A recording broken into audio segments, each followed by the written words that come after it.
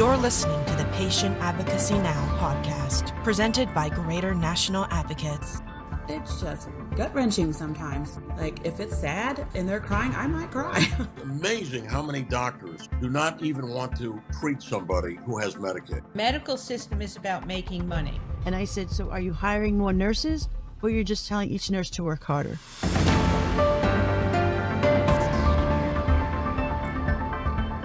Dr. Linda Bluestein, thank you so much for being on the podcast. Thank you so much for having me.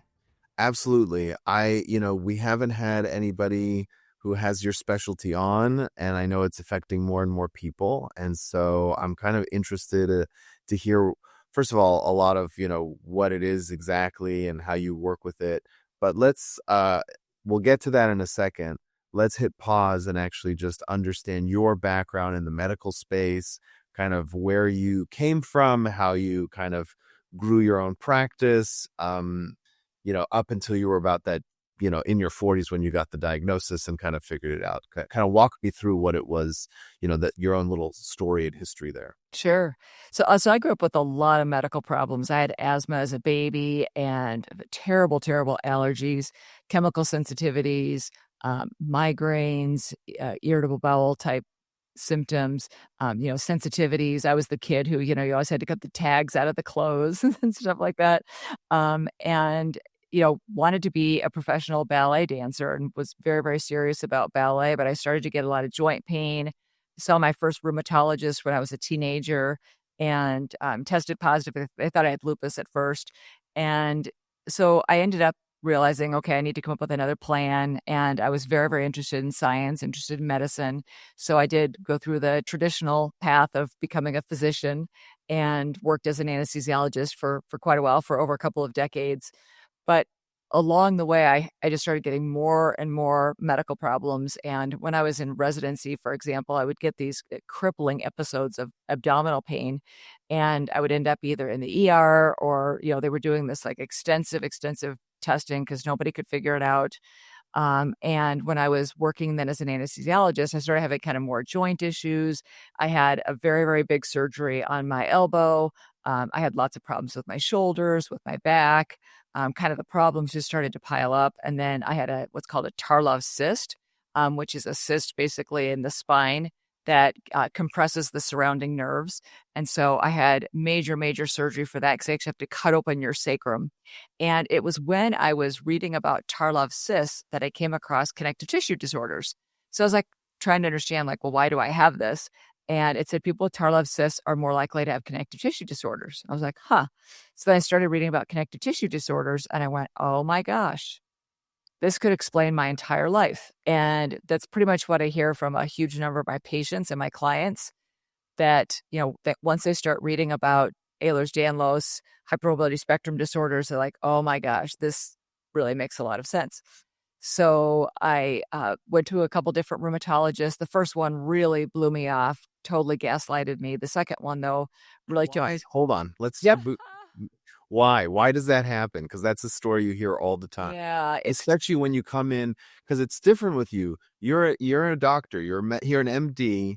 You've done the research. You're not somebody who's just quoting, WebMD or Google or a Reddit forum. Why did they blow you off?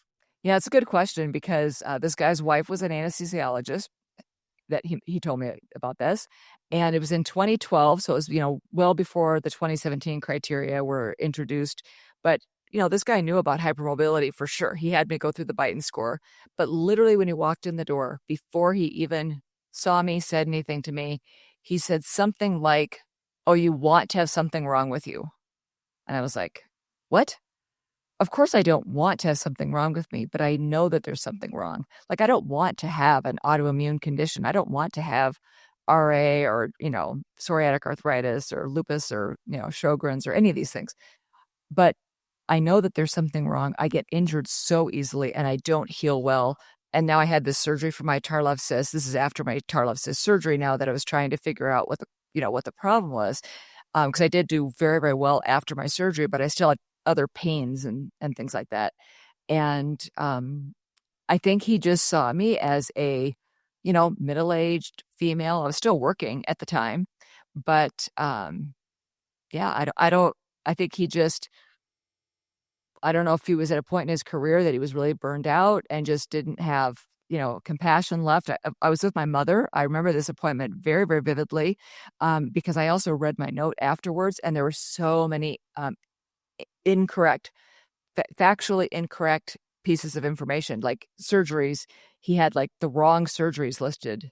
And it's like, okay, no, I never had surgery on that body part. I had surgery on a different body part.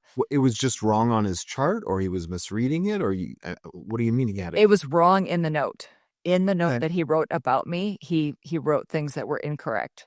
Okay. So he was like clearly rushed, and he misread your chart and wrote his own notes. And correct. Wow, it just seems like a total, S show. Yes, it was. Yes, it was. Oh, okay. Yes, it was. And when I went to see the other rheumatologist, it was a completely different experience. Okay. I did not feel rushed at all. He was with the Marshfield Clinic. Is it okay to say his name? Yeah, I mean, if it's positive, for sure. Yeah. I've literally never said his name before during any of these interviews, but he recently reached out to me. So I want to mention his name, Dr. Jerry Goldberg. And he really took the time to not just do the Beighton score, which is the, touch your thumb to your forearm and these maneuvers. He checked all the joints in my body. He did like a really thorough exam, my shoulders, my knees, my hips. And I think he had a student with him, if I remember correctly. He either had like a resident or a medical student with him, and he was pointing all these things out. And he really did a very thorough assessment. And he said, yes, you're definitely hypermobile. And I think you have either classical, he actually said either classical or hypermobile EDS. Now, at that time, this is in 2012, we had different groups at that time than we have now. And it wasn't until I went back and looked at my note, for some strange reason, I was pulling it out for something. And I was like, oh, he actually said I might have classical on here. And we talked a little bit about genetic testing, but of course, genetic testing in 2012 was nothing like it is now, over a decade later. But he gave me a book that was written by one of the experts on EDS, but it was a very, very thin book, because it wasn't like there was a lot to do really. And so he gave me that book and said, I definitely think this is what you have. And I would say that it was so validating, like having a label to put to what I was experiencing was a total game changer for me. Well, thank you, Dr. Jerry. Wow. Yep. That's really nice to hear. It's like every time you hear a slew of horrible medical stories, it's always nice to have a light at the end of the tunnel with one redeeming one that kind of changes direction for the better. So that's nice to hear. Yeah, definitely. Let's take a second to explain connective tissue disorders, what the Beighton score is, what EDS is, what HSD is. It's going to be new for a lot of people. I don't have a lot of familiarity with it myself. So kind of walk me through it.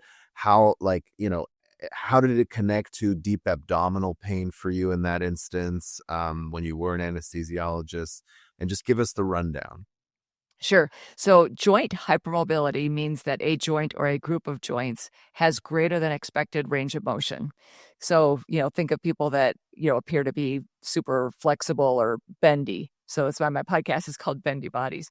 Mm-hmm. And some people who are hypermobile are perfectly fine, and they're fine all throughout their life. They don't have a underlying connective tissue disorder. Their tissues are made sufficiently strong, and they just happen to have some joints that hyperextend or are really, really flexible. And I happen to have some friends that fit that category, and they're in their 60s. If you meet somebody like that and they're in their 20s, you don't know what's going to happen. So it's really hard to.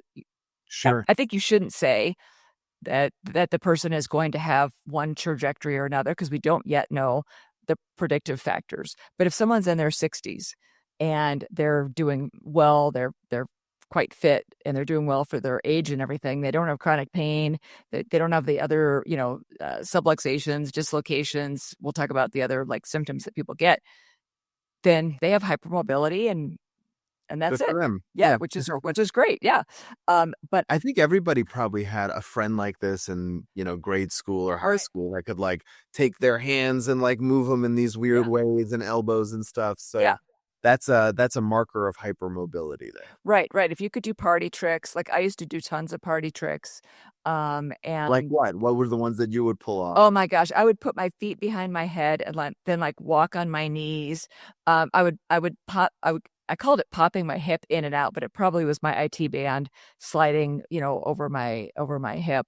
But I would do all kinds of tricks, and I was in ballet, and I loved to do all kinds of, I'd put my foot in my opposite hand, so like I'd put my right foot in my left hand, and I could pull it, behind my shoulder.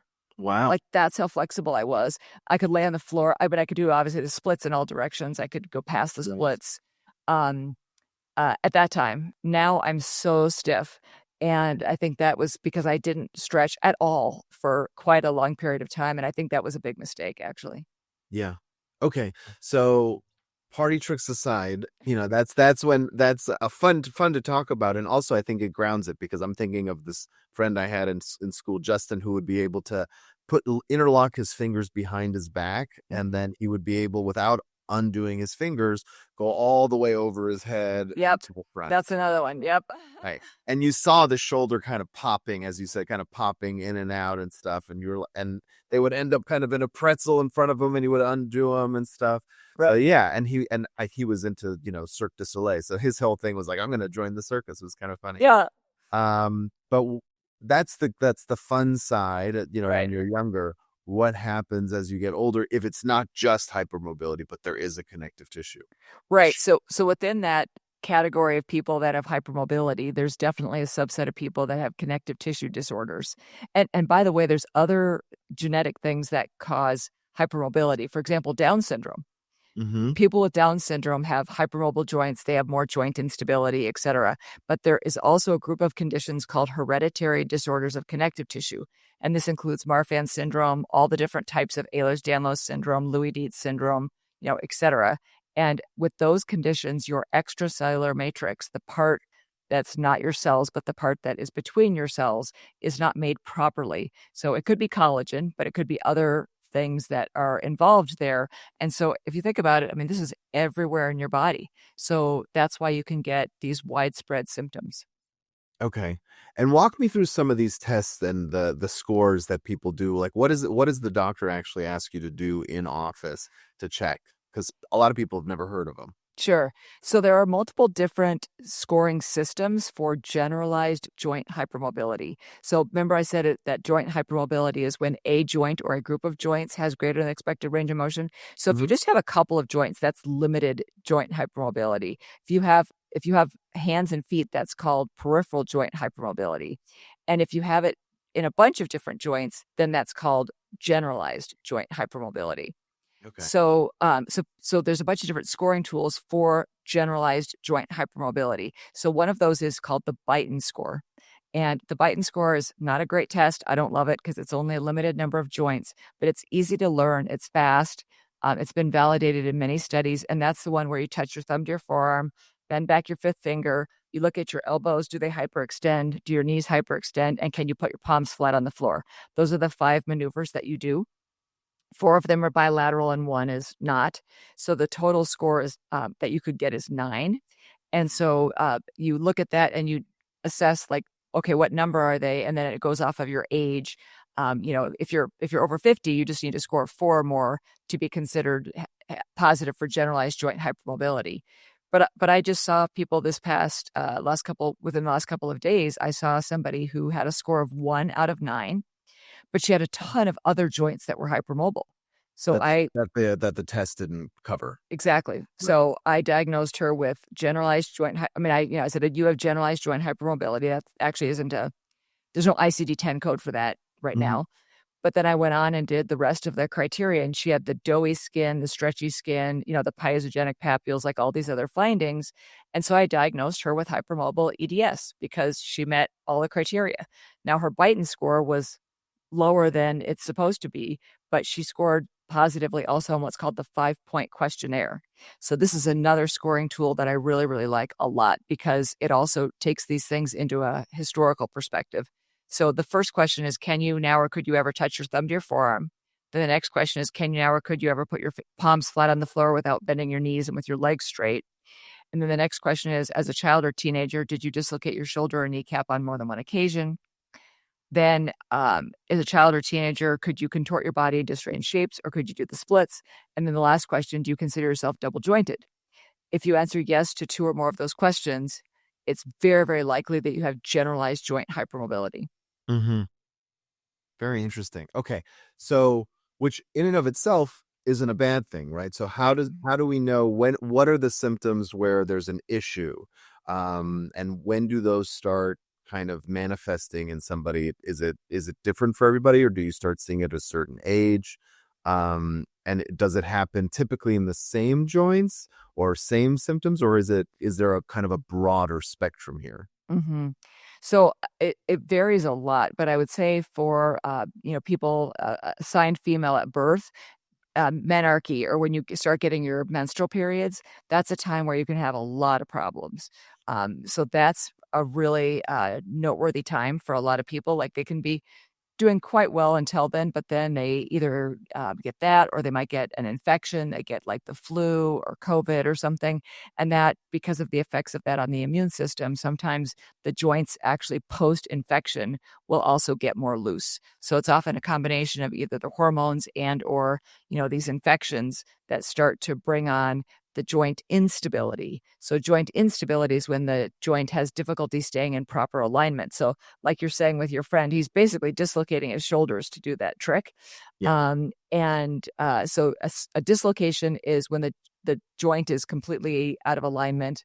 A subluxation is when it's like a partial dislocation, basically. So if you have joint subluxations and dislocations, that's definitely something that's suggestive of a connective tissue disorder. The tricky thing is we only know what our own bodies feel like. So we don't really know that we're subluxing our shoulders or dislocating our shoulders because we can just do it, right? Yeah. Well, I mean, it's fascinating to me. So I'll just bring it personal for a sec. So I've dislocated my right shoulder about 50 times. It's to the point where like there's very little bone left on the dang thing.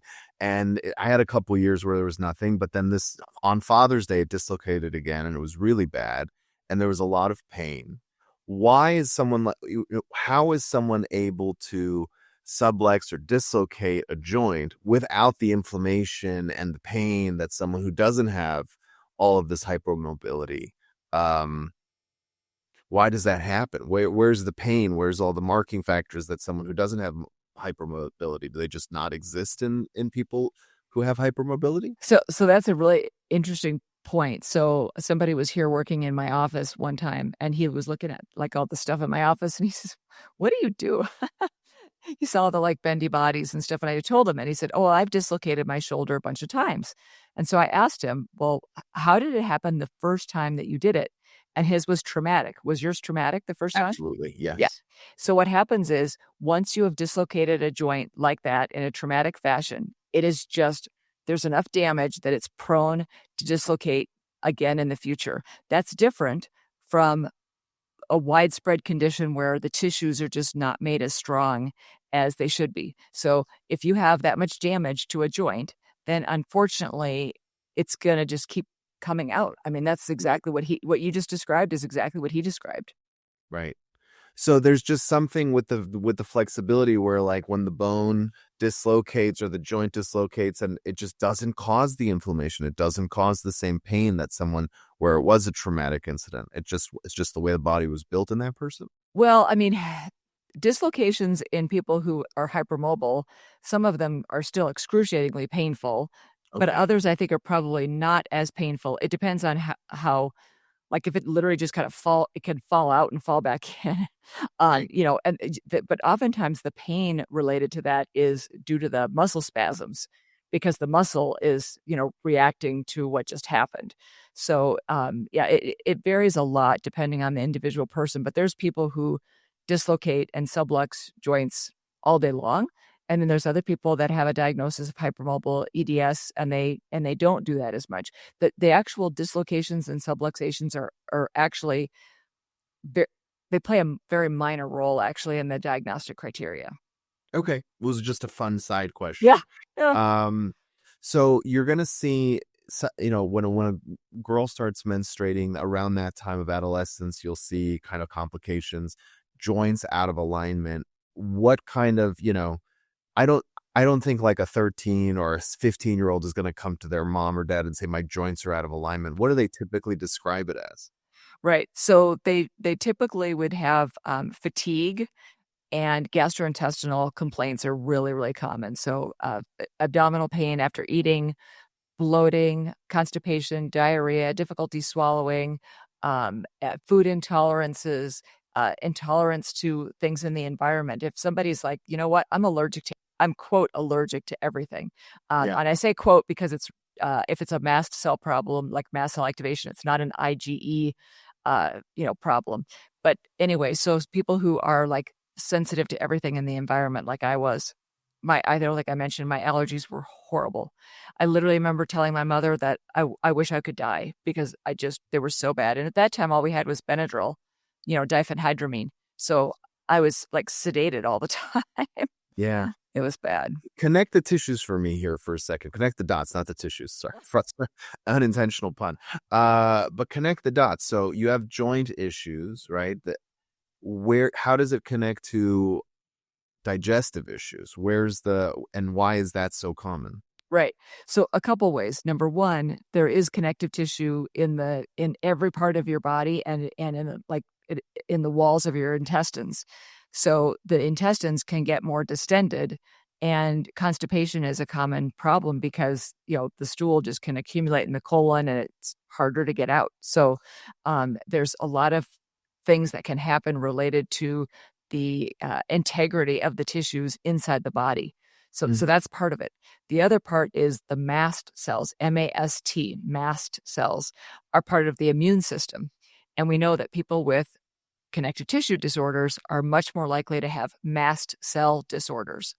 And mast cell disorders do involve allergies, but they also involve these, more idiopathic type conditions. They're less well understood, where the mast cells are just reacting to things that normally wouldn't cause a reaction. So, for example, something called dermatographism. So if you write on your skin, some people, it literally means skin writing. So some people can literally write on their skin, and their mast cells react to that by forming like hives, kind of.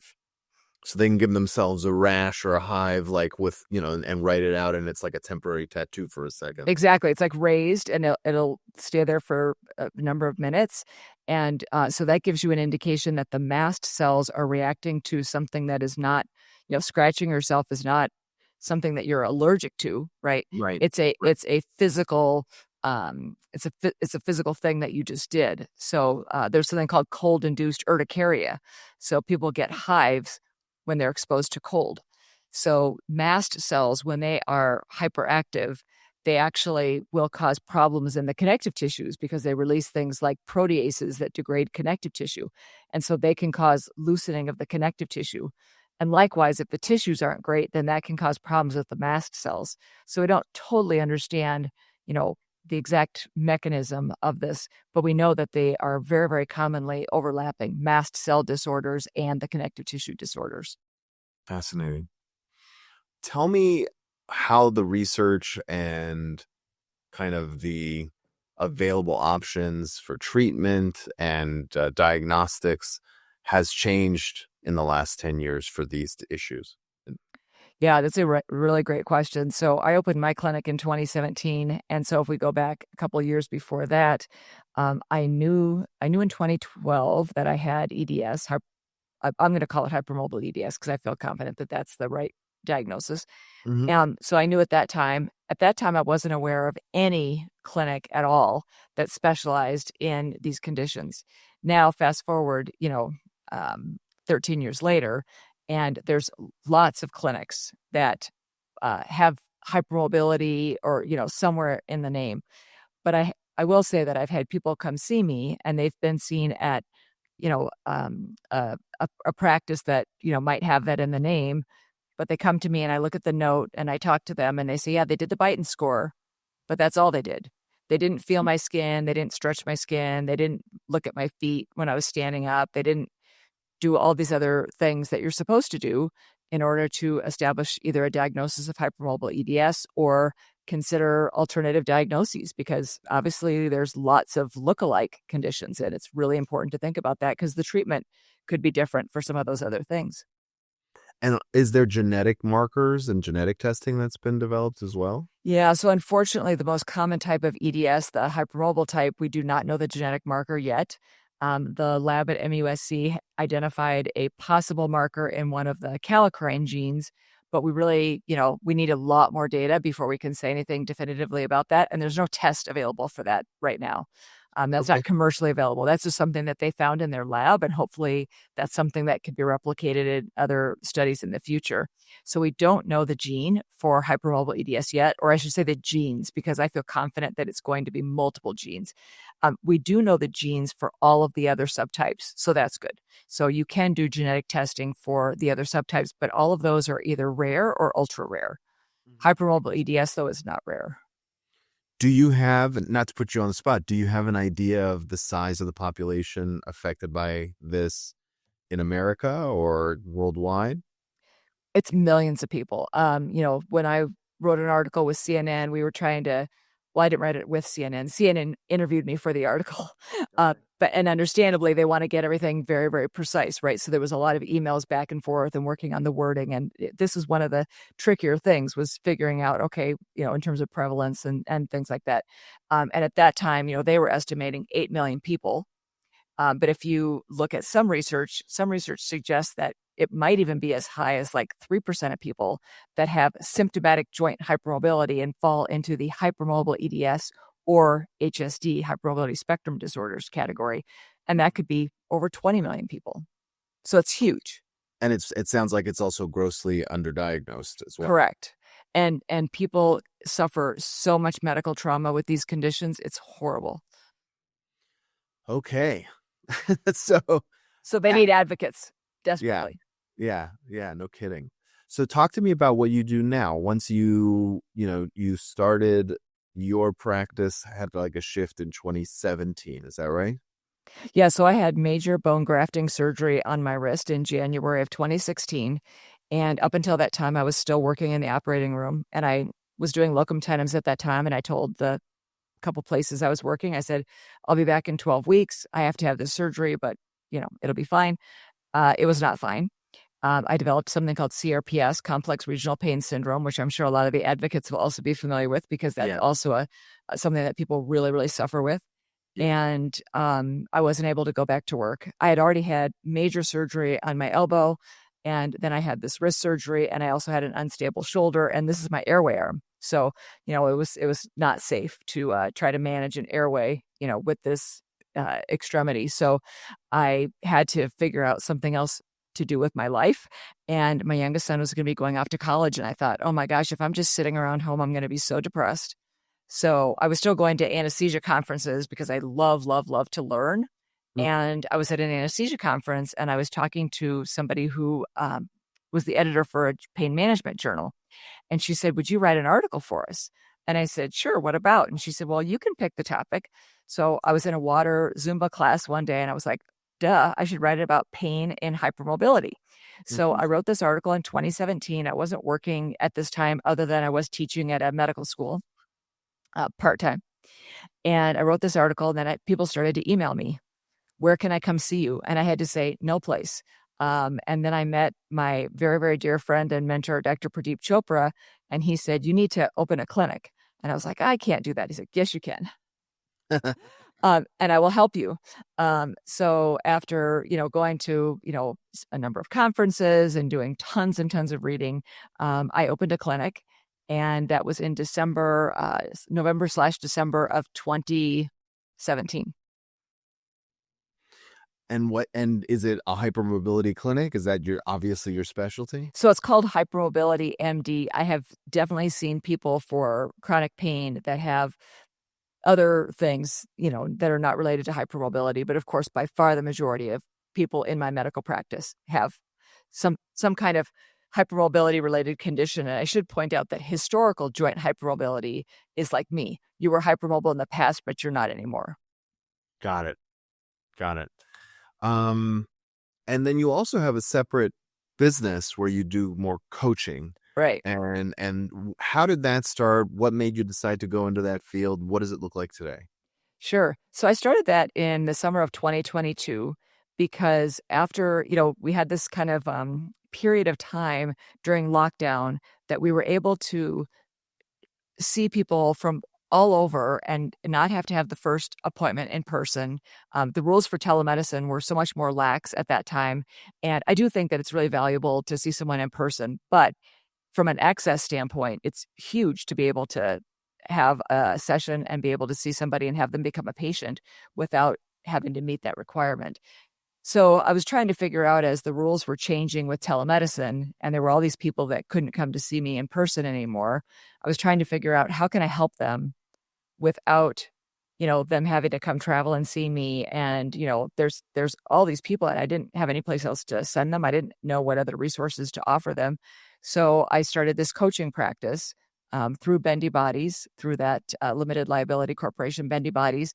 And I do all the sessions virtually. They're always with me, completely one-on-one, 100% of the time. And basically they pick the amount of time that they want. And if they pick like the longest period of time and the most expensive session, I actually will talk to their doctor. And they also get included in that, like a free 15-minute or included 15-minute follow-up that they can do a little bit later. So I hear their story. I listened for clues for various different things, and then I'll give them lots and lots of resources. So I give them, handouts that I've made that I think are most pertinent to them. I'll give them information about different medications that I've, prescribed for patients. I can't prescribe it for them because they're not a patient, because I didn't see them in person. But I'll say, people with psoriatic arthritis often benefit from this. People who You arm them with what to talk to their own local physician with. Exactly. And the nice thing is there's a lot of supplements, nutritional supplements that can help with stabilizing mast cells. So even if somebody doesn't really have a team that can help them with the prescription items, there's usually a lot of things that they can do on their own. A number of people who I've seen as a client do eventually become patients. They do eventually say, I really want to become a patient. I'm going to travel to Colorado or Wisconsin. And usually when they come, they say, so I'm doing better, but I still, want to do better yet. Because it's really hard to find somebody, even some of these medications like cromolyn that are very, very safe. It can be really hard to find somebody to prescribe that.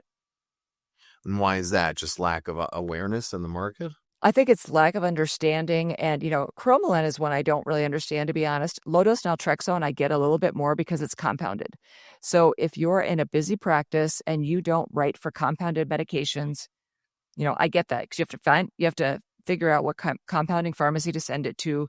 Right. They're probably gonna tell you that you wrote the prescription wrong or you didn't provide enough information, whatever, at least the first few times. So compounded medications, I get it more so. And I should explain, that's when the pharmacy actually makes the medication. So they take the powder and they turn it into a tablet or a capsule or something because either they want to change the excipients, the quote inactive ingredients, or maybe you're giving a dose that is not commercially available. So I can understand. That's the old, if you think of the logo of a pharmacist as a mortar pestle, like they actually used to make all the medicine before just being a pill dispensary of sorts. Right. So it's becoming, especially with biologics, it's becoming much more common to see compound pharmacies out there. Yeah. And so I think the public is becoming more aware of it. But yes, if you're, they're not a diamond. It's like Rite Aid doesn't do compounding, and Walgreens does, right? So you have to go to a specialized place, and there's different regulations, and then the FDA kind of gets involved. So it is a much more painstaking process, but for the right patient, it can be a godsend. Yeah, exactly. But something like cromolyn that you can just send to a regular pharmacy now. It can be difficult to get because it's generic and it's a super old drug. I was actually prescribed cromolyn for my asthma when I was a teenager. It's a very, very old drug. But I think that's the other thing is... What was its initial intended use? As a mast cell stabilizer. Okay. Yeah, it's always been, used as a mast cell stabilizer. And it's been around for a very, very long time. Why did it go out of fashion? Other more expensive things, come in and you do have reps that come around. I mean, it's changed. The rules have changed a lot with the relationship with the pharma companies. It used to be a lot more that they would come and they would bring you lunch and they'd be like, here, let me tell you about the latest and greatest. And I get it. I mean, I want pharma companies to be able to recoup their R&D because, they spend a lot of money developing these drugs and we want new amazing. Yeah, we want new drugs. Yeah, we want new drugs. Yeah, we do. So it's challenging, but I think a lot of times people just don't remember the old hits, and some of them do work. For sure. I have gout. I'm on allopurinol. That's since the 70s, and it's working great. And it's like, don't, if it's not broke, don't fix it. And it's separate.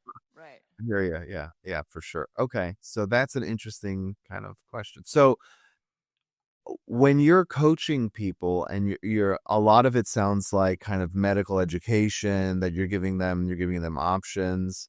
What's the typical tenure? Like, how long do they stay with you on average? So because I'm not writing them any prescriptions, I tell them, and it's a la carte. Like I don't right now anyway. I don't have any kind of, monthly option or anything. So I just say, you just come back whenever you want to. And some people I'll see several times in the course of a year. Other people, I'll see them once or twice. And then other times I'll see somebody who says, oh, well, I was referred because of so-and-so that you saw a while back. And they said to let you know they're doing great. That's the other hard thing is, when you have something that's not, generally it's not covered by insurance. This coaching is not covered by insurance. Right. And like all advocacy we talk about on this podcast, it's out of pocket for sure. Yeah, it's out of pocket. And even my medical practice is also out of pocket because I spend a long time with people. The most time, the most expensive package, it's 3.5 hours for the initial appointment. Wow. And no insurance company is going to value that more than, a few $100s. I'm going to consult. Yeah. Exactly. Yeah. So, if you work for a traditional practice, they expect you to see 30, 40 people in a day.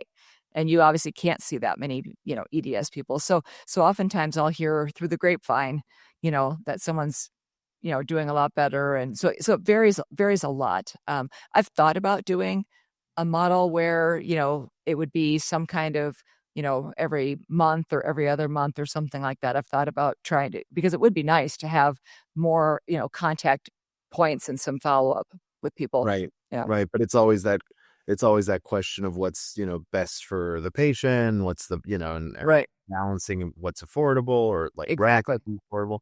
Yeah. I hear you. Yeah. Yeah. Most of these people are spending a lot of money. Yeah. They're spending a lot of money out of pocket for supplements and, devices and, they might not be able to work full time or even part time. Some people can't even work part time. A lot of people are on disability, which we know is very limited if you're on disability incomes. Yeah, and if you can kind of wrap your head around that for those clients, I mean, the opportunity cost, of not being able to work is like, just whatever it is, doc, just help me get back and into the workforce, and I'll pay it. So that makes a lot of sense. Yeah. Okay. Wonderful. It sounds like you're doing some really important work that we need a lot more of, just because of how grossly uneducated the public is about these. I mean, you as a doctor and being dismissed by, was it a rheumatologist that you saw? Rheumatologist, but I would say that rheumatologist, my physical medicine and rehabilitation doctor also majorly gaslit me and, put her hand on my knee, very condescending, very patronizing. If this MRI comes back unchanged, we'll have to accept that this is psychosomatic. And I was going through a very, very stressful time in my life. I was very emotional. I will admit that. I was very, very emotional. I thought I was going to lose my job. I was like, I don't know if I can keep working. Am I going to lose my job? Emotional when they're in pain. Yeah. That's such a stupid cop out. Yeah. And there was that Tarlov cyst was on my imaging all this time. And a lot of people, think that Tarlov cysts are incidental findings and they're asymptomatic, but they can cause symptoms. And, right. That person didn't have an open mind. And my orthopedic surgeon majorly gaslit me. I mean, I had a lot of gaslighting, actually. I definitely had my fair share of medical trauma. Fortunately, I have not had any for a very long time, but because I really don't. What is getting on the right medication and the right supplements look like? What are like the benefits? do they become pain-free? Do they, are there certain limitations? I mean, what is in your own life and with your patients and with your clients, what do you see typically? I love this question. I don't think anyone's ever asked me this question in this way before. So in my own life, I went from taking a lot of medications and going to the doctor all the time to like basically hardly ever going to the doctor now. I do take a number of supplements and I take a couple of medications and that's it. And knock on wood, pain wise, I literally had a company send me a sample of something to try for my pain. It's a topical. And I was like, I have no pain, so I'm not sure where I'm going to put this. Wow. Yeah. That's So, huge. yeah. So I'm sure, it waxes and wanes. Like I'll have days where something does hurt for sure, but I don't have pain. I don't have pain every day, which is amazing. Amazing. I mean, I used to have migraines every day and, back pain and leg pain and all kinds of pain. Anyway, so that's me. I have patients who I work with for years.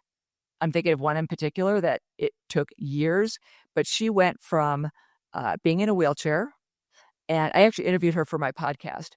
So I can send me the link and we'll put it in the show notes. Her name is Lauren, and she was my very first patient, actually. Lovely, lovely young lady. And she went from being in a wheelchair and needing assist devices and things like that. And we worked together for years. And she is actually now living in Kenya, super healthy. I don't think really taking much of anything. So, I mean, just ambulatory, no wheelchair, nothing, just walking around like normal? Working full time. Wow. Yeah. Living in Kenya with her boyfriend, teaching at a religious school or doing some, mission kind of work. Amazing. That's incredible. That's an incredible success story. Another success story that I had was another young person who had hurt herself in a dance class, and she participated in a documentary film that I am involved with, and she was told in this class, you're going to have your splits by the end. So that's all they worked on for the whole class was their splits. And that was the beginning of terrible hip pain for her and all these problems. Anyway, when I started working with her and she came back for her 30-day follow-up, she was like, I'm 90% better.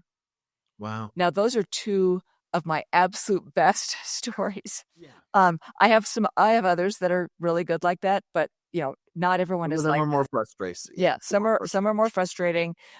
Some are more, you kind of, okay, let's try this.